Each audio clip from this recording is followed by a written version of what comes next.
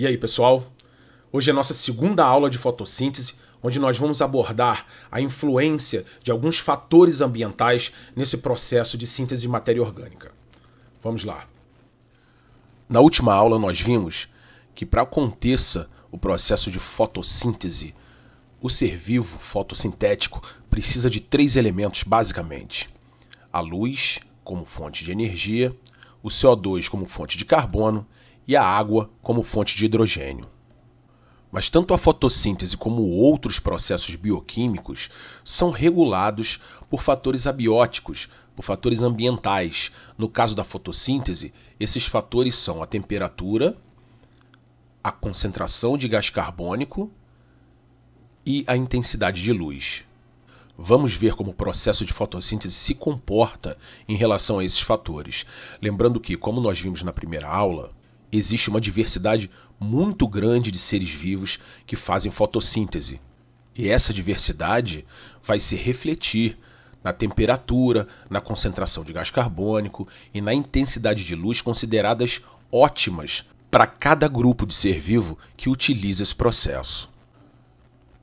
No caso da temperatura, se nós plotarmos em um gráfico a taxa de fotossíntese em função da temperatura em graus Celsius, nós vamos observar, no caso de algumas plantas, por exemplo, que a temperatura ótima para a fotossíntese está entre 30 e 40 graus. Então, o ponto ótimo para essas espécies vai estar dentro dessa faixa de 30 a 40 graus. Acima de 40 graus já ocorre desnaturação das enzimas que atuam no processo. Esses processos bioquímicos, não só a fotossíntese, mas outros como a respiração celular, por exemplo, são todos mediados por essas proteínas chamadas enzimas. E as enzimas são sensíveis a temperaturas muito elevadas. Elas desnaturam e isso compromete o processo. Por outro lado, temperaturas muito abaixo dessa faixa também são prejudiciais ao processo, porque a energia necessária para que as moléculas de enzimas e de substratos tenham o grau de agitação de movimento necessário para que haja o encontro para as reações acontecerem é muito baixa. Portanto, quando os valores de temperatura se distanciam desse ponto ótimo, a taxa de fotossíntese diminui. No caso da fotossíntese em função da concentração de gás carbônico, nós temos que lembrar que o gás carbônico, o CO2, serve como fonte de carbono para a construção da matéria orgânica. E se não existir gás carbônico disponível no ambiente para o ser vivo fotossintetizante, a fotossíntese não ocorre. E aí uma concentração nula de gás carbônico significa também uma taxa zero de fotossíntese.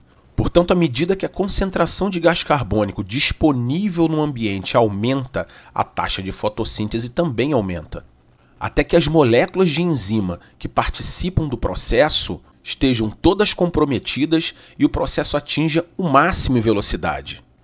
A partir desse ponto, mesmo que a concentração de gás carbônico aumente, a taxa de fotossíntese permanece constante.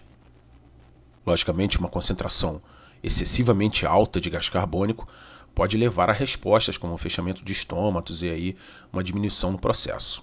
E lembrando que esses valores aproximados variam bastante dentro da gama de diversidade de seres fotossintetizantes. Para estudarmos a influência da intensidade de luz no processo de fotossíntese, vamos considerar 2 processos bioquímicos: a taxa de fotossíntese em função da intensidade luminosa e a taxa de respiração celular em função da intensidade luminosa. Reparem que a taxa de respiração celular permanece constante, porque não depende da intensidade luminosa.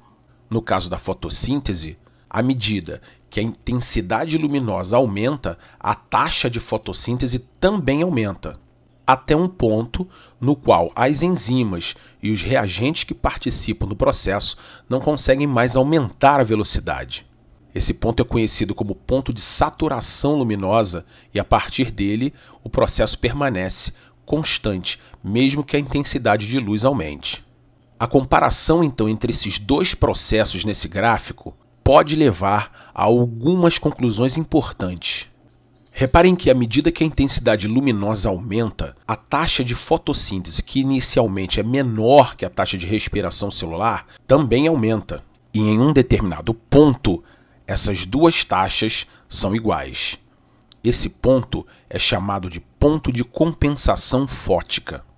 Isso significa que, para valores de intensidade luminosa menores que o valor do ponto de compensação fótica, a taxa de fotossíntese é menor que a taxa de respiração celular. Isto é, o ser vivo, uma planta, por exemplo, está gastando as suas reservas, porque a taxa de produção de matéria orgânica que é produzida na fotossíntese, é menor que a taxa de quebra dessa matéria orgânica para gerar energia na respiração celular. E aí, para esse valor de intensidade luminosa, aqui no eixo das abscissas, no eixo X, que corresponde ao ponto de compensação fótica, as taxas são iguais. Isso significa que toda a matéria orgânica produzida na fotossíntese está sendo usada na respiração celular. Um processo compensa o outro. Não sobra matéria orgânica para reserva. Não sobram, por exemplo, moléculas de glicose para serem transformadas em amido, que é um polissacarídeo de reserva. As moléculas orgânicas formadas na fotossíntese estão sendo consumidas na respiração celular. Então, tanto as moléculas orgânicas quanto o oxigênio liberado na fotossíntese estão sendo utilizadas nas mitocôndrias no processo de respiração celular. Então, a gente pode concluir que esse gráfico tem três regiões importantes. A região A, que corresponde a uma taxa de fotossíntese menor que a taxa de respiração celular, na qual o ser vivo está gastando suas reservas. No caso de uma planta, por exemplo, utilizando o amido de reserva, quebrando o amido em moléculas de glicose e utilizando essas moléculas de glicose na mitocôndria, na respiração celular para obter energia. Uma região que corresponde ao ponto de compensação fótica, a valores de intensidade luminosa que correspondem ao ponto de compensação fótica, no qual a taxa de fotossíntese é igual à taxa de respiração celular. E aí isso significa que a matéria orgânica produzida na fotossíntese e o oxigênio liberado estão sendo consumidos nas mitocôndrias no processo de respiração celular. Portanto, não existe conversão de matéria orgânica, conversão de glicose, por exemplo, em amido para reserva, e não existe liberação de oxigênio para o meio ambiente. E uma terceira região, que corresponde a valores de intensidade luminosa acima do ponto de compensação fótica e estão relacionados a uma taxa de fotossíntese maior que a taxa de respiração celular, e isso significa que o ser vivo está produzindo matéria orgânica a mais do que gasta na respiração celular, tanto matéria orgânica quanto oxigênio. E nessa situação, a matéria orgânica produzida pode ser armazenada como substâncias de reserva, como amido, e existe excesso de liberação de oxigênio. Nem todo o oxigênio produzido está sendo utilizado na respiração celular e, portanto, ocorre a liberação de oxigênio para o meio ambiente. Além disso, e ainda em relação à luz, existem diferenças nas frequências de energia eletromagnéticas que são melhores absorvidas pelas clorofilas. Quando a luz branca, que é formada por uma mistura de vários comprimentos de onda juntos, é refratada, e isso acontece quando ela muda de meio, como no caso aqui quando passa por um prisma, as diferentes velocidades dos comprimentos de onda nessa refração formam o que a gente chama de espectro de luz visível, que é formado pelos comprimentos de onda que a nossa visão pode detectar. Existem inúmeros outros que nós não conseguimos perceber, mas o espectro de luz visível é aquela faixa, aquele intervalo de comprimentos de onda que nós podemos perceber. Esse intervalo que forma o espectro de luz visível vai de comprimentos de onda de aproximadamente 400 nanômetros até comprimentos de onda de aproximadamente 700 nanômetros. Reparem aqui que quanto menor é o comprimento de onda, maior é a frequência. Então, se nós analisarmos esse esquema nesse sentido, nós temos a diminuição da frequência e o aumento do comprimento de onda. Se analisarmos o esquema no sentido contrário, nós temos a diminuição do comprimento de onda e o aumento da frequência. Portanto, comprimentos de onda abaixo de 400 nanômetros, abaixo do violeta e com frequência acima do violeta, é o ultravioleta, que nós não percebemos. Frequências maiores nós temos raio-x, raios gama, etc. E comprimentos de onda maiores que 700 nanômetros, acima da faixa do vermelho, portanto com frequências menores, nós temos o infravermelho, que nós também não percebemos. Comprimentos de onda maiores são comprimentos de onda de rádio, por exemplo. E aí tudo que nós podemos enxergar, tudo que os nossos neurônios, que a nossa retina consegue captar, está dentro desse espectro de luz visível. Fora desse espectro, nós, espécie humana, não podemos perceber nada pelo sentido da visão. Existem outros seres vivos, outros animais, inclusive, que podem perceber outros comprimentos de onda. Mas isso é outra história.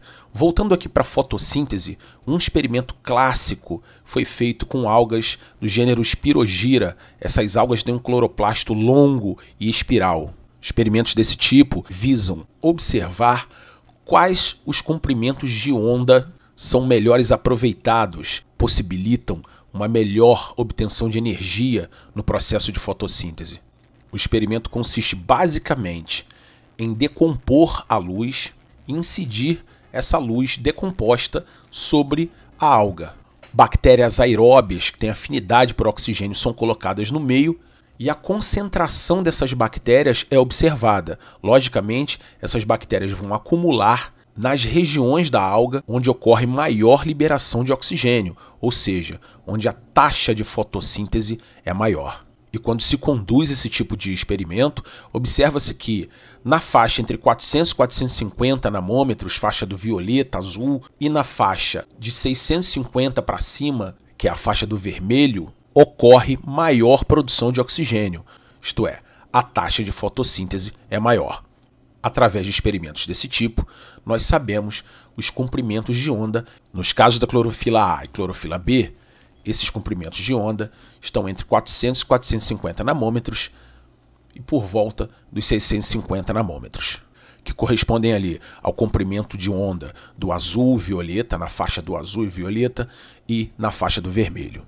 Por isso, em seres vivos, como plantas que usam esse tipo de clorofila, nós enxergamos o cloroplasto verde. O que nós enxergamos são as frequências que estão disponíveis para os nossos órgãos do sentido, no caso, os olhos. Os neurônios que compõem a retina são excitados por esses comprimentos de onda, por essas frequências, e nós interpretamos isso como cores.